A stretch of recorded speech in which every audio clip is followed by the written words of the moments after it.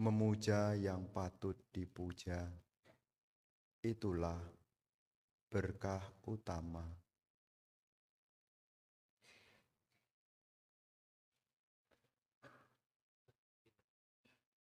Bhikkhu Sangga yang termuliakan,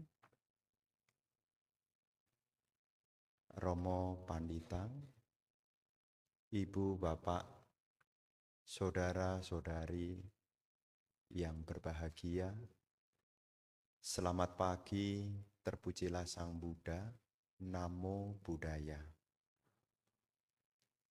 Hari ini merupakan satu keberkahan bagi kita, yang mana di hari ini kita bersama-sama kembali memperkokoh keyakinan kepada Buddha, Dhamma, dan Sangha, yang mana di hari ini kita melakukan peringatan hari suci, yakni hari Asada. Tentu seperti apa yang dinyatakan di dalam Manggala Sutta, yakni pujaca pujanianang etang manggalamutamang. Memuja yang patut dipuja itulah berkah utama. Hari ini kita melakukan Asada, peringatan Asada. Ini merupakan salah satu bentuk puja. Puja itu artinya penghormatan. Penghormatan kepada siapa dalam hal ini? Yakni kepada Buddha, Dhamma, dan Sangha. Kenapa hal ini perlu kita lakukan? Karena pada dasarnya kita semua ini masih mengharapkan keberkahan. Masih mengharapkan hidup dalam kebahagiaan, hidup di dalam kesejahteraan. Mengingat kehidupan kita ini masih panjang dan jauh. Supaya dimanapun kita berada, senantiasa penuh dengan berkah kebahagiaan dan kesejahteraan. Langkah yang perlu kita upayakan yang paling awal adalah melakukan puja. Kenapa Bante katakan puja? Karena puja itu ada dua, yang disebut dengan amisa puja dan pati-pati puja. Puja yang pertama adalah amisa puja, yakni melakukan penghormatan dengan membawa barang persembahan. Apakah bunga, apakah lilin, apakah dupa, atau barang persembahan lainnya yang berharga, ini disebut sebagai amisa puja. Dan pati-pati puja itu adalah puja penghormatan dalam hal laku praktek luhur. Makanya ketika kita melakukan peringatan Asada Puja, itu sebetulnya kita menyakup kepada dua hal. Baik itu amisa puja dan juga pati-pati puja. Dengan satu pengharapan yang luhur, kalau kita melakukan dengan kesungguhan hati, dimanapun kita berada, kita akan memperoleh keberkahan dan kemuliaan. Dalam bahasa Pali bunyinya begini. Agasming danang dadantang agang punyang payu dati. Agasming danang dadantang agang punyang. Ketika seseorang memberikan persembahan kepada Tiradhana, maka akan bertambah kebajikan, meliputi ayu wano sukang balang, meliputi usia panjang, ayu, wano, keindahan, sukang, kebahagiaan, balak, kekuatan. Jadi kalau ibu bapak melakukan puja dengan kesungguhan hati, sebetulnya kita membuat satu benih kebaikan untuk diri kita sendiri. Nah, ibu bapak saudara-saudari sekalian, meskipun Guru Agung Sang Buddha itu telah parinibbana, kita masih bisa melakukan puja. Dan belum lama ini di sini ya dititipi yaitu relik Buddha ya, yang dikacain. Saya tadi membaca literatur berkenaan kenapa relik Buddha Gautama itu kecil-kecil. Ya, tadi saya membaca, sebelum saya ceramah saya membaca. Ya, saya menemukan salah satu tulisan kenapa relik Buddha Gautama ini kecil-kecil. Di situ disampaikan bahwasanya bumi yang kita tempati ini disebut dengan Badakapa. Badakapa itu adalah bumi yang ditempati oleh 5 orang Buddha. Meliputi Konaganama, Wesabu, Kasapa, Gotama, dan yang akan datang adalah Meteya. Nah, untuk Buddha-Buddha sebelum Buddha Gotama adalah Buddha Kasapa. Buddha Kasapa itu muncul di zaman manusia umurnya panjang. Jadi ketika Buddha Kasapa itu parinibbana, tubuh yang dimiliki itu membatu, mengeras. Ya. Kenapa? Karena sudah banyak orang punya kesempatan untuk melakukan puja. Sedangkan di zaman Buddha Gautama ini, umur manusia itu pendek. Ya pendek. Bahkan Guru Agung Buddha parinibbana saat umur 80 tahun. Tidak semua orang punya kesempatan untuk melakukan puja. Kenapa? Karena umurnya pendek. Lantas bagaimana supaya dengan umur yang pendek ini orang punya kesempatan untuk melakukan puja? Itulah sebabnya setelah tubuh beliau dikremasi, sisa tubuhnya jadi kecil-kecil. Jadi serpi-serpihan. Ya, ada yang relik gigi, relik tulang, relik darah, jadi kecil-kecil. Kenapa ini saya sampaikan? Supaya ibu bapak tahu. Karena kapan hari ada umat yang tanya, Bante itu reliknya kecil, kecil sekali. Kenapa bisa kecil ya Bante? Ini PR bagi saya. Dia sih cuma tanya, kenapa kecil-kecil? Dia ninggalin pertanyaan, tapi sebetulnya itu memberi beban bagi saya untuk mencari jawaban. Jawabannya adalah, oh ternyata di zaman Buddha Gautama ini adalah masa Buddha yang umur masyarakatnya, umur manusianya ini adalah terpendek. Kalau ibu bapak nanti membaca lebih lengkap lagi, Buddha Meteya itu muncul ketika manusia umur rata-ratanya 80.000 tahun. 80.000 tahun. 80.000 tahun. Ya, lama. Ada yang di situ disebutkan nikahnya umur berapa Bante? 500 tahun. Tuh baru nikah tuh. 500 tahun baru nikah tuh. Di mana Bante itu diketemukan ada judul sutta namanya Cakawati Sihanada Sutta. Nah, di situ ada. Jadi akan ada Buddha yang akan datang, Buddha Meteya, umurnya ketika masyarakat 80.000 tahun. Sedangkan di zaman Buddha Gautama ini, umur rata-rata manusia adalah 100 tahun.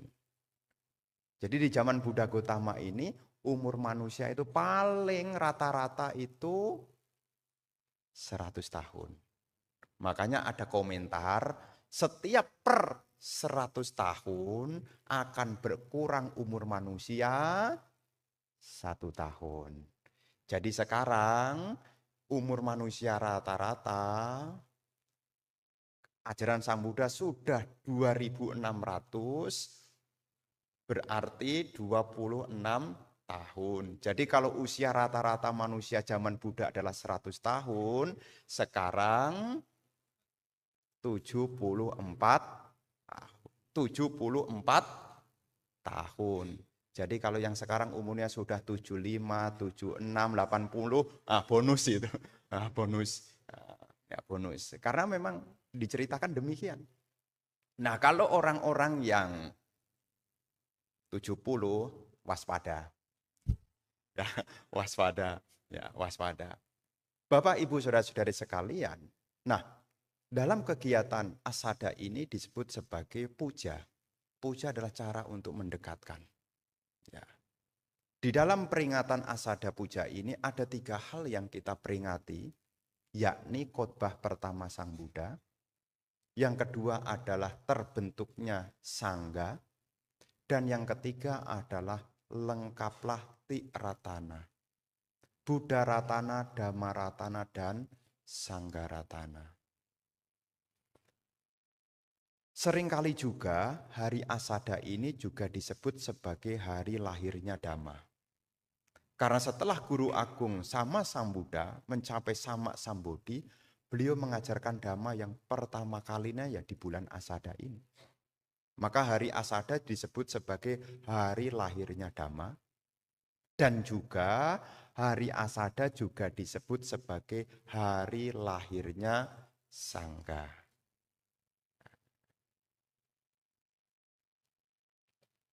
Karena Dhamma, Sangga ada, Buddha sudah ada, menjadi lengkaplah tiratana. Nah, di dalam Dhammacakkappavattana Sutta yang menjadi khotbah pertama itu, sebetulnya khotbah ini disampaikan kepada para bhikkhu. Ya, khotbah ini awalnya diajarkan oleh Sang Buddha kepada para bhikkhu. Memang Dhammacakkappavattana Sutta ini sebetulnya khotbah cocoknya untuk bhikkhu. Terus kita yang jadi umat terus ngapain, Bante? Ya, cari informasi dulu. Oh, ternyata cara hidup luhur menjadi bhikkhu itu satu, menghindari 2 hal ekstrim. Ya, menghindari praktek menuruti hawa nafsu dan menghindari praktek penyiksaan diri. Apa yang dijalankan kalau begitu, Bante? Menjadi bhikkhu adalah mengembangkan jalan tengah yang disebut dengan Majjhima Patipada. Yang di dalamnya adalah pandangan benar, pikiran benar, ucapan benar, perbuatan benar, penghidupan benar, usaha benar, perhatian benar, dan konsentrasi benar. Nah, kalau seseorang menjalankan Majjhima Patipada ini, seseorang akan mampu menembus. Menembus apa itu? Menembus 4 kebenaran Arya. 4 kebenaran Arya. Kebenaran Arya tentang penderitaan, kebenaran Arya tentang kemunculan penderitaan, kebenaran Arya tentang kepadaman penderitaan, dan kebenaran Arya menuju jalan kepadaman penderitaan. Jadi seseorang bisa menembus 4 kebenaran Arya ini setelah seseorang mengembangkan jalan mulia berunsur 8. Disebut Majjhima Patipada. Ya, Majjhima Patipada ini kalau dikembangkan, dilatih, dipraktekkan akan membawa pada penembusan 4 kebenaran Arya. Dan kalau menembus, timbul penglihatan, itulah yang disebut dengan pencapaian 1. Yang disebut dengan sotapati. Ya, orangnya ya, menjadi sotapana. Sotapati, maga, dan pala.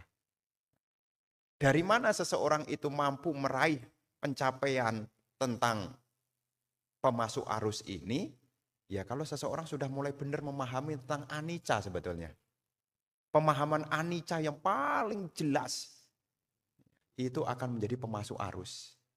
Makanya tadi di dalam pembacaan Dhammacakkappavattana Sutta, ya, di situ disebutkan yang kinci samudaya damang sabatang niroda damanti. Bante kondanya, ya, setelah mendengarkan uraian Sang Buddha, beliau mengetahui bahwasanya segala bentukan apapun yang ada Yang mengalami kemunculan akan mengalami kepadaman. Ini sebetulnya adalah pemahaman tentang anicca. Ya, anicca. Ya. Makanya kalau seseorang sudah menembus anicca, capaiannya disebut cakung udapadi. Telah muncul penglihatan. Nah, kita ini, ibu bapak sekalian, kita ini masih diliputi oleh awija dan tanha. Maka caku belum muncul. Ya. Penglihatan belum muncul. Kenapa penglihatan belum muncul? Belum muncul pengetahuan. Karena kita ini masih diliputi oleh awija dan tanha. Tanda kalau kita masih diliputi oleh awija, kita sebetulnya ragu-ragu. Ragu-ragu tentang apa? Ragu-ragu untuk menembus dhamma yang pertama. Ragu-ragu tentang pemahaman kebenaran Arya tentang penderitaan. Sebetulnya kehidupan ini bahagia atau menderita sih? Sebetulnya kehidupan ini bahagia atau menderita sih?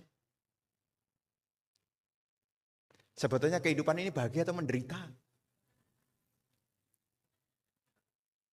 Ya, secara teori, secara penghafalan, kita memahami hidup ini dimanapun jadi apapun, itu tidak lepas dari duka. Apakah tidak ada kebahagiaan, Bante? Ada. Tapi kebahagiaan ini mengalami perubahan. Kalau Anda bahagia berubah, bahagia tetap atau menderita? Kalau Anda mendapat sesuatu bahagia, kalau yang didapat itu berubah, kira-kira bahagia lagi enggak?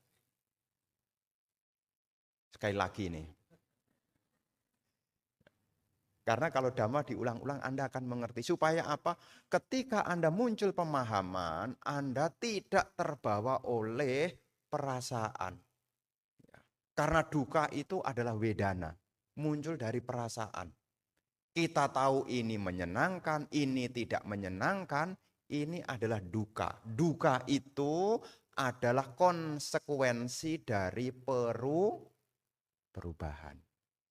Makanya kalau ibu bapak memahami, ya, telah muncul penglihatan, penglihatan sudah muncul, ya, ibu bapak akan memahami, ya, apapun yang ada ini tidak ada yang kekal. Jadi kalau ada hal yang kurang berkenan, beban Anda agak berkurang. Kalau ada hal yang kurang berkenan. Kenapa? Karena sudah punya pemahaman, hidup ini tidak kekal. Karena dunia kita ini kan ada kondisi nih. Untung, rugi. Dipuji, dicela. Dikenal, dilupakan. Bahagia, menderita. Kenapa ada untung dan rugi? Kenapa kalau untung tidak untung terus? Karena ada perubahan. Ya, Anda dagang nih, ini kan Anda dagang nih, usaha nih. Kenapa ada untung terus? Ada perubahan. Perubahan apa? Daya beli masyarakat menurun. Barangnya sih tetap. Ya. Tapi karena perubahan yang di luar, yang semula mestinya untung, untungnya tidak sama lagi. Bukan rugi loh, untungnya tidak sama lagi. Kalau untungnya dulu banyak, sekarang sedikit, bahagia atau senang? Bahagia atau senang? Kalau untungnya sedikit, akhirnya Bante, saya makin memahami hidup ini adalah perubahan. Tapi kok di antara kita kok, aduh Bante mohon doanya ya Bante ya. Mohon doanya ya Bante ya. Jadi ibu bapak sekalian, memang kalau kita telah muncul penglihatan, ya, kalau sudah muncul penglihatan, apa yang kita lihat ini semua tidak kekal. Kalau semua tidak kekal, maka kita akan pelan-pelan untuk nekama, melepas. Ya, melepas. Jadi ketika seseorang mampu memahami dhamma, akan muncul penglihatan. Memang Dhamma ini halus Bapak Ibu. Ketika Sang Buddha sendiri ingin membabarkan Dhamma, beliau juga melihat siapa yang punya kompetensi untuk menerima Dhamma ini. Kenapa? Dhamma ini dalam.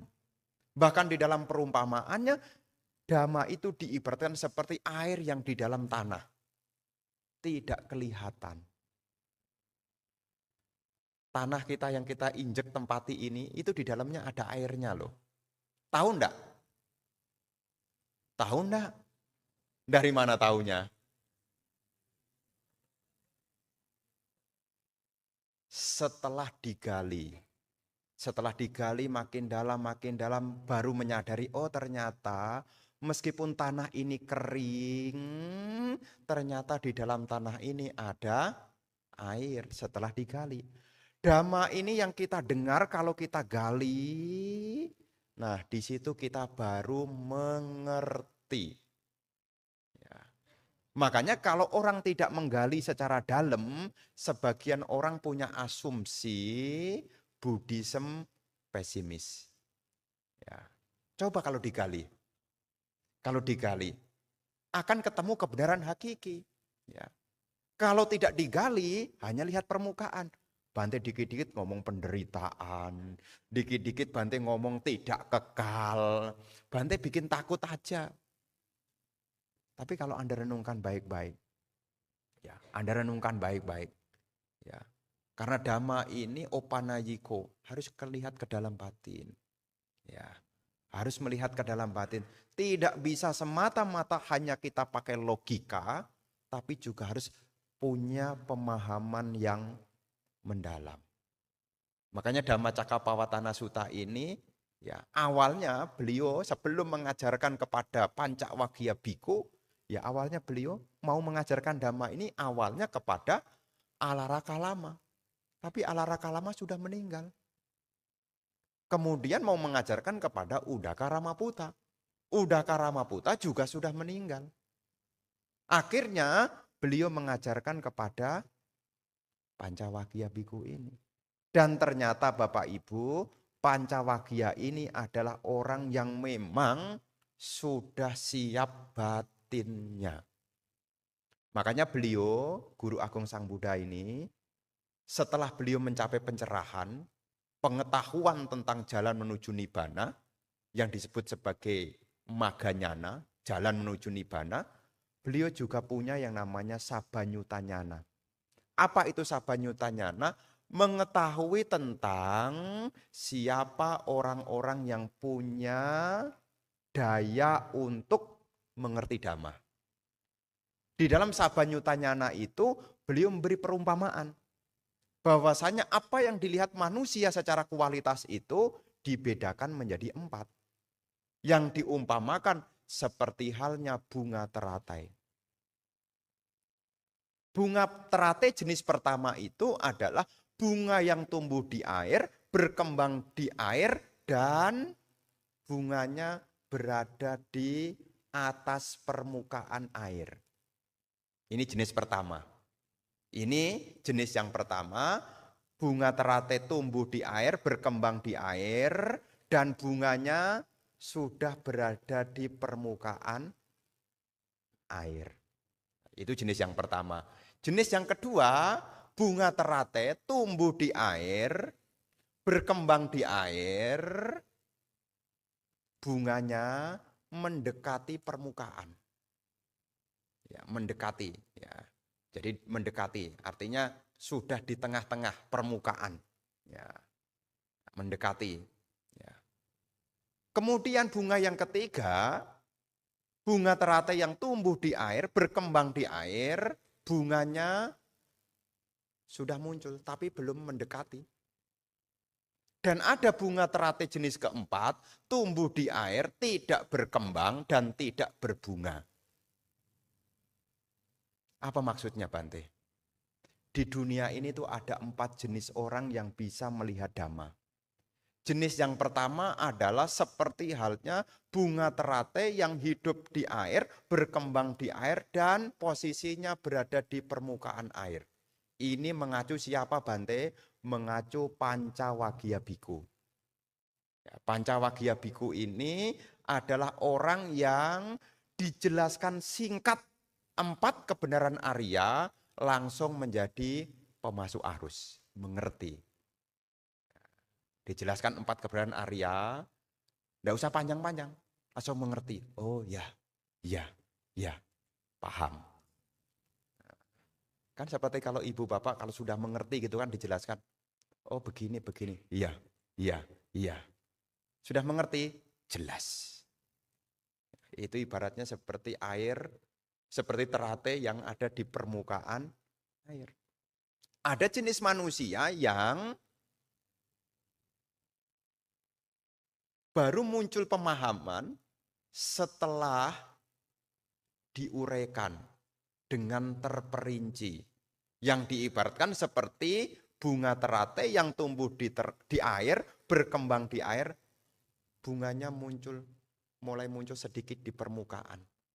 Ini untuk jenis-jenis orang yang diajarkan 4 kebenaran Arya dengan terperinci jadi mengerti. Jenis yang ketiga adalah bunga terate yang tumbuh di air, berkembang di air, baru akan mendekati permukaan air.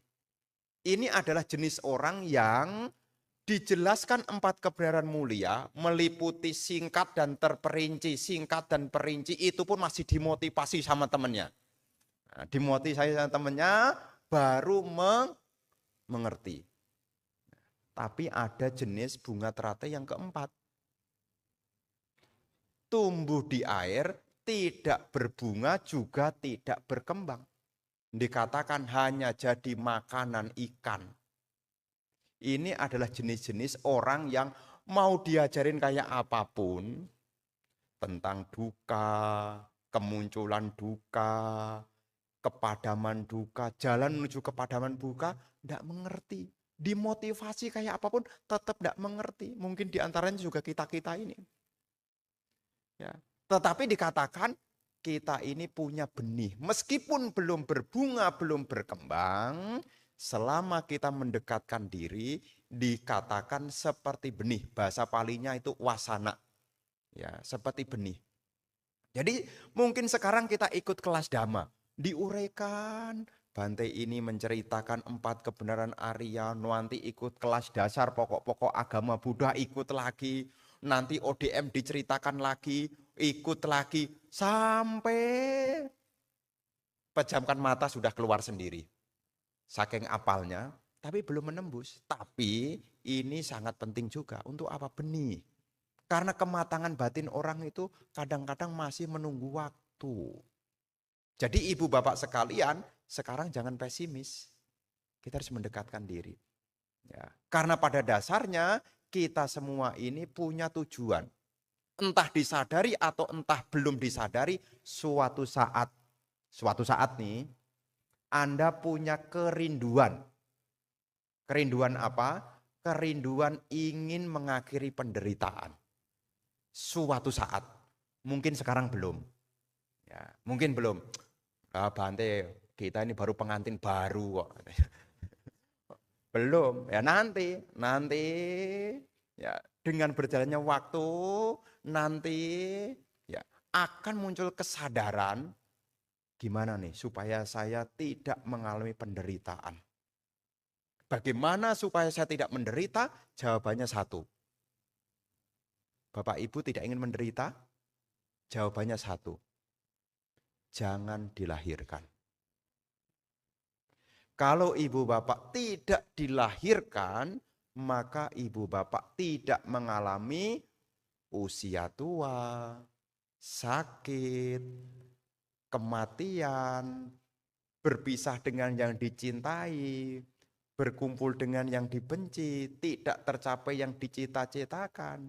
Otomatis kalau tidak lahir kembali, maka kelekatan juga tidak ada.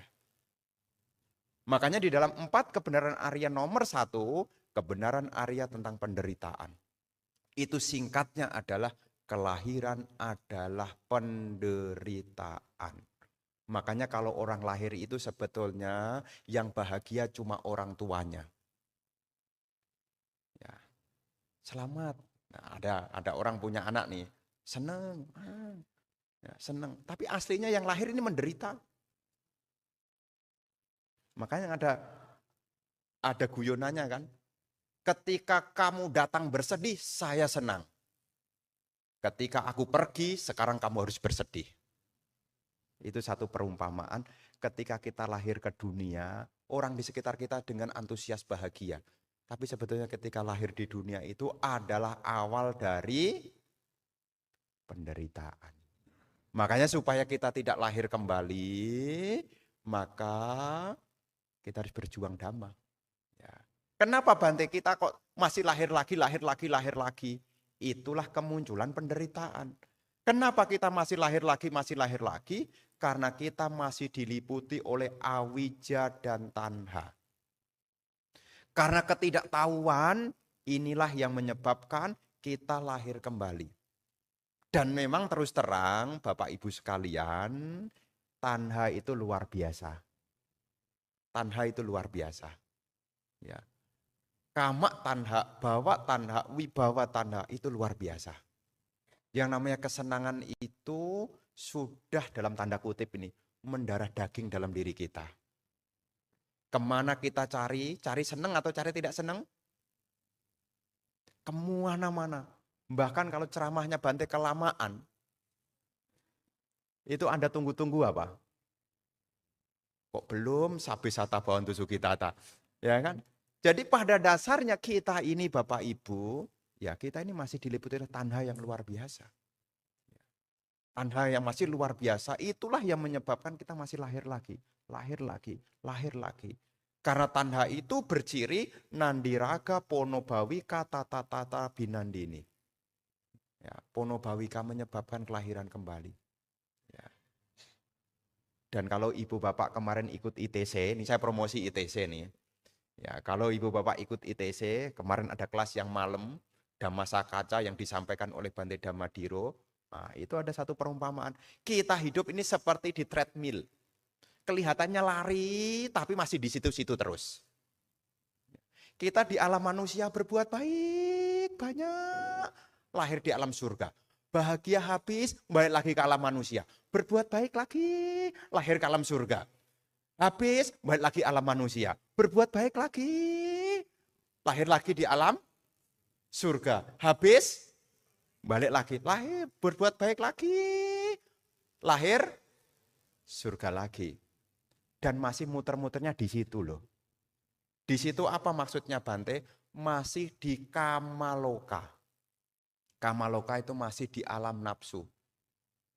Ya, seperti orang yang berlari di treadmill. Ya, pernah kan mencoba lari di treadmill? Biasa kecepatan berapa? 4, 5, atau 8? Atau 12? 4.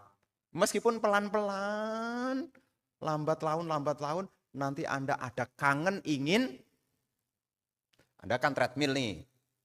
Kalau yang belum tahu nanti numpanglah ke rumah temen dah. Ya. Meskipun itu kecepatannya 4, pelan, nanti suatu saat Anda ada kangen berhenti. Siapa yang punya treadmill 24 jam dipakai terus.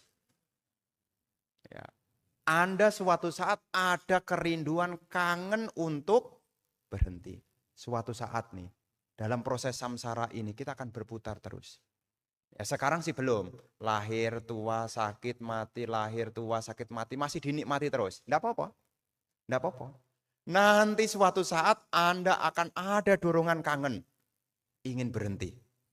Ya, ingin berhenti. Ya. Berhentinya bagaimana? Tanhanya dilenyapkan. Ya. Jadi berhentinya bukan cari tali, salah. Ya. Cara untuk menghentikan penderitaan adalah tanhanya itu loh yang harus dilenyapkan. Ya. Tanhanya itulah yang harus dilenyapkan. Kalau Anda ingin menyadari, ingin menghentikan penderitaan ini, maka yang harus dilenyapkan adalah tanha. Dan jalan menuju lenyapnya tanha itu, lenyapnya penderitaan itu ya kembangkan. Jalan mulia periode 8. Ini mesti diingat. Jalan mulia periode 8. Kalau disingkat menjadi sila, samadhi, panya. Nanti ibu bapak sekalian, ya silanya dikembangkan, samadhinya dikembangkan, panyanya dikembangkan. Kalau sila sama dipanya berkembang, maka yang paling dekat yang kita peroleh adalah kita akan melihat dengan jelas. Semua yang muncul ini tidak ada yang kekal. Jadi kalau sila itu dijalankan, samadhi dikembangkan, panya dikembangkan juga, terdekat yang bisa kita lihat dengan jelas adalah semua tidak kekal. Kalau semua tidak kekal, nanti akan ada pengertian saya tidak mau lahir dimanapun berada. Nekama akan berkembang. Ya, mungkin sekarang masih berdoa-doa dulu, enggak apa-apa sih. Bante, semoga kehidupan akan datang, lahir kembali jadi orang kaya, umur panjang, bahagia, meninggal masuk surga. Memang umumnya pengharapan orang kan 4 ini. Ya. Lahir kembali jadi orang, baru sebentar udah lupa. Lahir kembali jadi orang kaya, umur panjang, ya, punya nama yang bagus, meninggal surga. Tapi suatu saat akan muncul pengertian. Mungkin sekarang belum. Ya, sekarang masih berproses. Ya, biasanya kalau sudah menyadari itu biasanya datang ke Bante. Bante, kapan ada Pak Baja sama Nera lagi ya Bante? Itu biasanya tanda-tanda sudah mulai menyadari. Ya, tapi dari sekian banyak kita tinggal di sini cuma berduaan. Belum ada yang menyadari. Ya enggak apa-apa. Nanti suatu saat ya pelan-pelan. Ya. Secara garis besar ibu bapak sekalian sebagai perumah tangga, apa yang kita bisa ambil hikmah di dalam peringatan Asada ini, yang secara garis besar yang bisa kita ambil untuk pegangan adalah segala apapun yang ada di dunia ini tidak ada yang kekal. Kenapa? Karena sesuatu yang tidak kekal inilah penderitaan. Jadi ketika kita ingat momen Asada ini, yang mesti kita munculkan terdekat dari kita adalah segala sesuatu yang ada ini tidak ada yang kekal. Renungan ini tujuannya untuk apa? Supaya batin kita ini ya, bisa ringan, ya, bisa ringan. Karena pemahaman itu adalah capaian yang luar biasa. Ya. Kalau pencapaian materi bisa hilang, tapi kalau pencapaian pemahaman sampai kapanpun tidak pernah hilang. Ya, makanya ketika ibu bapak nanti membaca Dhammacakkappavattana Sutta, setelah seseorang mampu mengerti tentang 4 kebenaran Arya ini dengan seksama, dengan jelas tanpa rintangan, akan muncul penglihatan, caku udapadi. Kalau sudah muncul penglihatan akan muncul nyana udapadi. Kalau sudah muncul nyana akan muncul panya udapadi. Kalau sudah muncul panya udapadi akan muncul wija udapadi. Dan akhirnya muncul aloko udapadi. Caku itu mengacu apa? Sotapana. Caku udapadi mencaku sotapana. Nyana menyaku sakadagami. Makanya kalau orang punya pengetahuan, nyana nih pengetahuan, dia sudah pelan-pelan meninggalkan nafsu. Makanya sakadagami itu melemahkan kama, canda, dan biapada. Ya, pelan-pelan. Nah. Kemudian panya udapadi, muncul kebijaksanaan, dia tidak ada keinginan ya, dengan nafsu lagi. Ya. Ini menjadi anagami. Dan kalau muncul wija udapadi, ya, orang telah melenyapkan awija. Itulah yang disebut dengan arahat.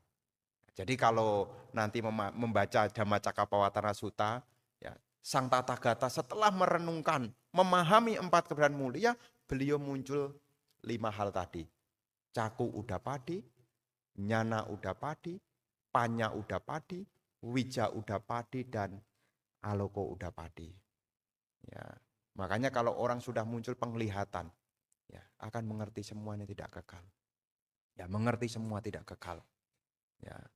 Kalau semua tidak kekal, ya kita bisa pelan-pelan mengurangi penderitaan. Ya, memang penderitaan itu ada dua, penderitaan jasmani dan penderitaan batin. Penderitaan jasmani itu konsekuensi dari tubuh. Ya, penderitaan jasmani itu adalah konsekuensi dari tubuh. Anda sekarang dengerin saya ceramah duduk di bawah, Anda sebetulnya juga menderita loh. Namanya duka, ya, derita jasmani. Tapi Anda setelah mendengar ini, harapannya supaya apa? Tidak muncul domanasa, derita secara batiniah. Karena derita jasmani ini tidak bisa terelakkan. Ya, kapan hari ada umat datang sama temennya, wawancara dengan saya. Salah satu pertanyaannya adalah, kalau biku sakit minum obat tidak? Ya, kalau biku sakit kira-kira minum obat tidak? Karena dia anak dari, kalau tidak salah, keperawatan ya. Dia tanya, kalau biku sakit berobat enggak? Ya berobat. Saya pikir biku kalau sakit itu seperti film Shaolin kata dia. Ya meditasi, kemudian olah tenaga dalam. Dia pikir begitu. Ya. Duka fisik ya harus minum obat. Seperti pagi ya sarapan, siang ya makan siang. Ya, haus ya minum air. Untuk apa? Meredam duka fisik. Ya, duka fisik. Ya. Ini tidak bisa dihindari karena ini konsekuensi dari tubuh. Yang bisa kita latih adalah jasmani boleh sakit, pikiran jangan sampai sakit. Ya. Jasmani boleh sakit, tidak bisa dihindarkan kok. Duduk lama pegel. Meskipun kita mengatakan semoga makhluk berbahagia, semoga makhluk tetap pegel. Tetap pegel. Wong duka fisik kok. Tapi duka batin bisa diatasi. Ya, Anda tidak akan jengkel ketika diri Anda diliputi oleh pikiran cinta kasih. Anda tidak akan jengkel. Kemarahan akan redam ketika Anda memenuhi pikiran Anda dengan pikiran cinta kasih. Ini wujud nyata, derita jasmani tidak bisa dihindarkan, tapi derita batin bisa diatasi. Yang membuat batin ini menderita lagi-lagi adalah tanha.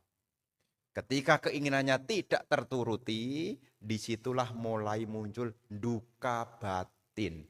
Tubuhnya tidak kenapa-kenapa. Ibu-ibu pernah jadi korban kekecewaan?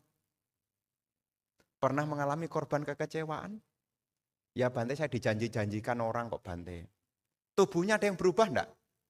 Enggak. Kenapa menderita? Karena pengharapannya tidak tercapai. Jadi duka fisik itu wajar. Duka batin itu akibat dari tanha. Karena tanha itu dorongan ingin melekati pada hal yang menyenangkan. Ya. Sesuatu yang menyenangkan, ya kita akan berjuang mati-matian. Makanya kita sulit untuk menembus anicca dukkha anatta, lagi-lagi juga kita masih diliputi oleh awija dan tanha. Di mata kita itu yang ada adalah kesenangan. Kesenangan adalah sesuatu yang kekal. Dan sesuatu yang menyenangkan ini adalah kebahagiaan. Dan sesuatu yang kekal, kebahagiaan ini adalah milikku. Itulah sanya yang masih menempel di dalam pikiran kita.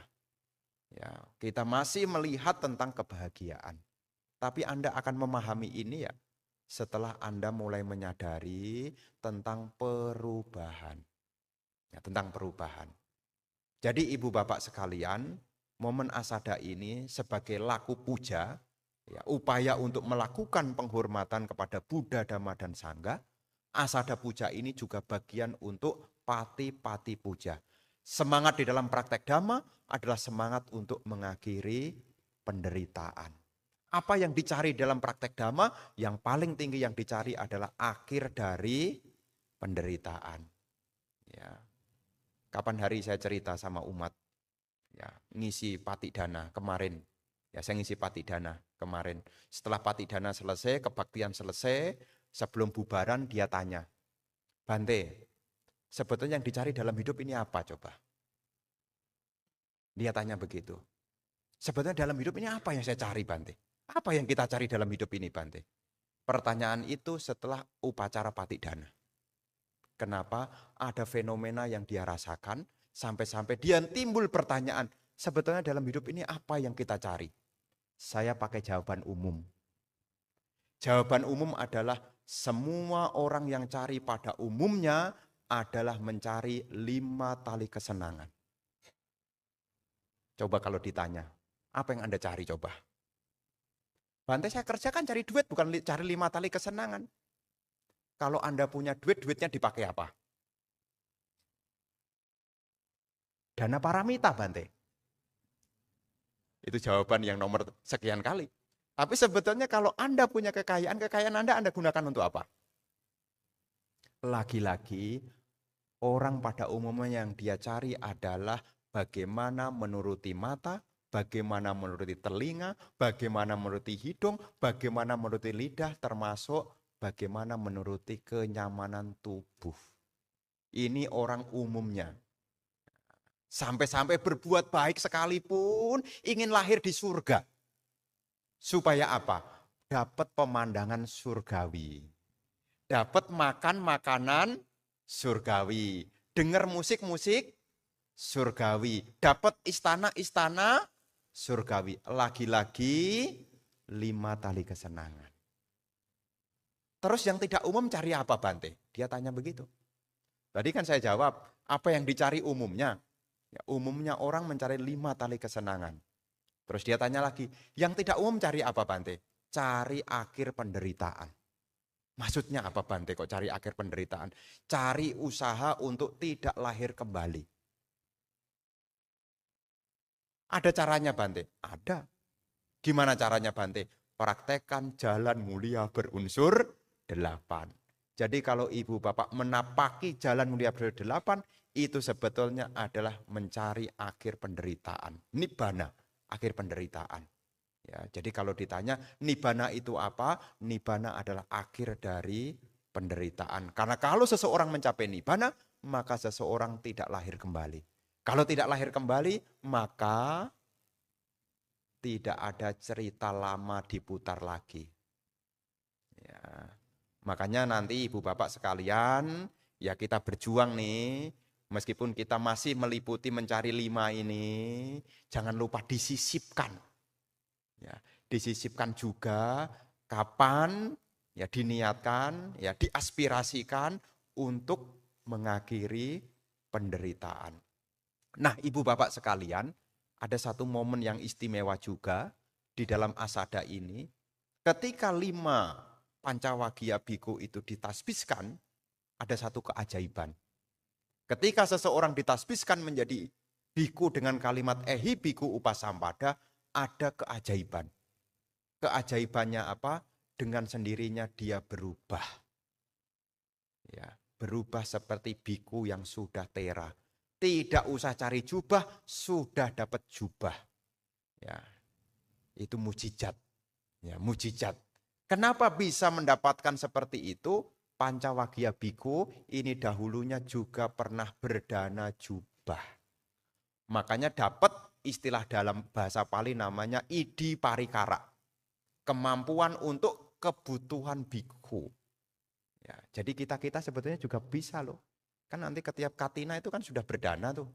Sebetulnya kalau berdana juga bisa tuh menyampaikan tuh. Semoga dana yang saya persembahkan ini menjadi kondisi untuk ehi bhikkhu upasampada. Tapi kan saya perempuan, Bante. Kehidupan sekarang perempuan, kehidupan akan datang bisa laki-laki juga kok.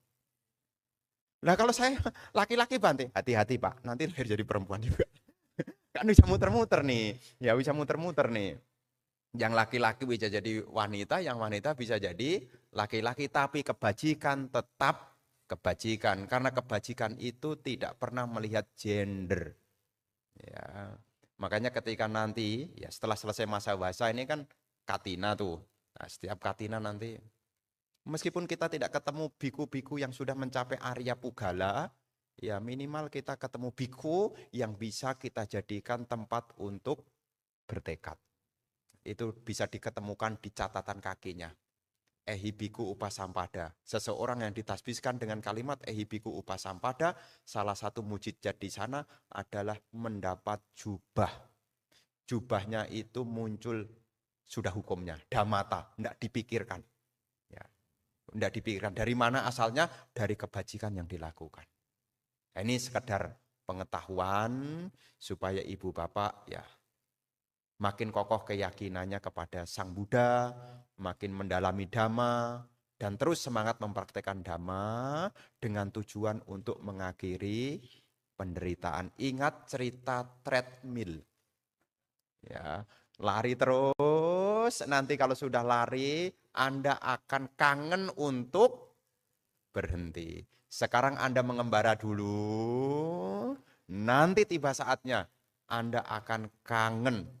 Ya, kangen untuk berhenti. Mungkin sekarang belum, ya enggak apa-apa, enggak apa-apa. Namanya proses kok, proses. Ya inilah yang ingin Bante sampaikan di hari ini, ya sebagai pemahaman, ya supaya kita terus tumbuh di dalam kebajikan. Ya selamat memperingati Asada Puja. Semoga laku baik yang hari ini kita lakukan bersama dengan puja kepada Buddha, Dhamma, dan Sangha yang kita sampaikan dengan sepenuh hati. Semoga menjadi kekuatan yang melindungi, yang membantu, yang mendukung, yang menghantarkan kita semua pada kemajuan, keberhasilan, kebahagiaan, kesejahteraan, dan semoga harapan baik, cita-cita luhur kita, nibbana dapat terrealisasi. Sabe sata bawantu sukitata, semoga semua makhluk berbahagia.